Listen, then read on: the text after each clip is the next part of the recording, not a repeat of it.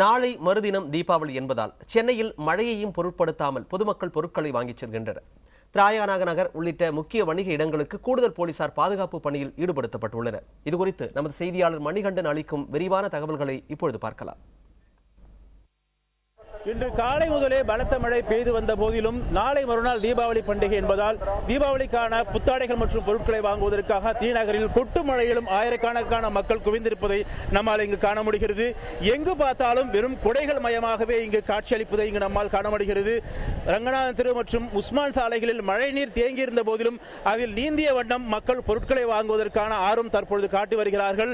தீபாவளிக்கான கடைசி நேர விற்பனை தற்பொழுது பொருட்கள் விற்கப்பட்டிருந்த போதிலும் மக்கள் அவற்றை வாங்குவதற்கான ஆர்வத்தை காட்டிக் கொண்டு வருகிறார்கள்.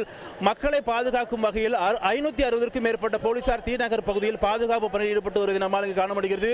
போக்குவரத்தை கட்டுப்படுத்துவதற்காக 150க்கும் மேற்பட்ட போக்குவரத்து போலீசார் இங்கு பாதுகாப்பு பணியில் ஈடுபடுத்தப்பட்டு வருகிறார்கள். 20க்கும் மேற்பட்ட மப்டியில் உள்ள, அதாவது சீருடை இல்லாத போலீசார் மக்களிடையே ஊடுருவி மழையும் பொருட்படுத்தாமல் பாதுகாப்பு பணியில் ஈடுபட்டு வருகிறார்கள். பொதுமக்கள் தாங்கள் கொண்டு வந்த பொருட்களை பாதுகாப்பாக வைத்திருக்கும்படியும் திருடர்களும் ஜாக்கிரதையாக இருக்கும்படியும் அவ்வப்போது போலீசார் ஒளிபெருக்கி மூலமாகவும் மக்களுக்கு விழிப்புணர்வை ஏற்படுத்தி வருகிறார்கள். புதிய தலைமுறைக்காக ஒளிப்பதிவாளர் பிரபுவுடன் மணிகண்டன்.